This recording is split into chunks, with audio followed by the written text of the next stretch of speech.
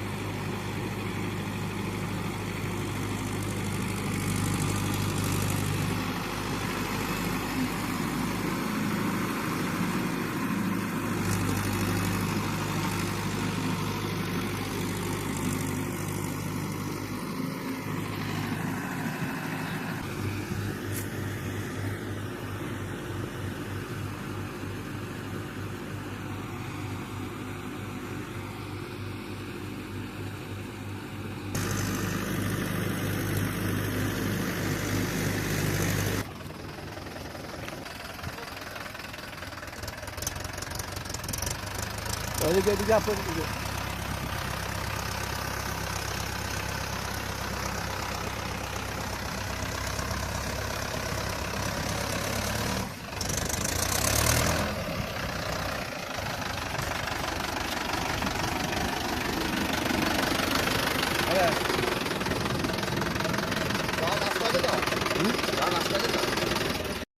দেখতে পেলেন যে এখন আমাদের বিস্তারটা চষা হলো, এই বিস্তারটাও চষা হবে 2-3 দিন সময় লাগবে। তো এখন গাড়িটাকে এখানে রেখে দিয়েছি, কিছু করার নেই, এখন এইখানেই থাকবে রাস্তাতেই। রাস্তা না জমি ধরতে পারবেন না, ওইদিকে আরও খাল এখানে লাগিয়ে রেখে দিয়েছি, থাক এখন এখানে। আপনারা বলেন যে দাদা কী ধান চাষ করেছো? তো এটা কিছু জমি প্রায় 1.5-2 বিঘে মতো, তার থেকে একটু বেশি হবে, অতটার মতো জমি এটা ফাঁকা, মানে এটা হচ্ছে গোবিন্দভোগ ধান। তো এটা লাগানো হবে, তো কিছুটা সময় লাগবে। আর এই দিকটা দেখতে পাচ্ছেন ওখানে ওই ওই যে এই ধানের বীজটা আছে, এই বেগুনি কালারের, ওইটাও আমাদের। আর বাকি ওভারঅল এখানে একটা বীজ ছিল, সেটা ভেঙে ওই দিকে এখন রাখা হয়েছে। তো দেখা যাক কেমন কি হয়, ওইটা রুয়া হবে। আর এই বেগুনি কালারের ধানটাই মাঝখানে দেবো ভাবছি। আর এইটা পরবর্তীকালে কুপিয়ে এটা এইখানে দিয়ে দেওয়া হবে, মানে অন্য জমিতে হবে। আর এইখানটা বাকি থাকলে এখানটা দিয়ে দেওয়া হবে। এইটুকু বীজের জন্যে কতটা আমাকে ঘুরতে হলো বাঁ দিক থেকে আতর। প্রথমটা আসলে চাষ কেমন হয়, প্রথমটা বাঁয়ে ঘুরলে দ্বিতীয়টা টানে হয়, তারপরটা আবার বাঁয়ে হয়। আর আসলে আমাদের এখানে এতই এখানে এই বীজ কটা থাকার কারণে আমাদের বাঁয়ে ডানে সব দিকেই ঘুরতে হলো, দেখতে পেলেন, নাহলে এইখানে হলে হচ্ছিল না। তো বলা মোটামুটি এতটা মতো সমান হয়ে গেছে,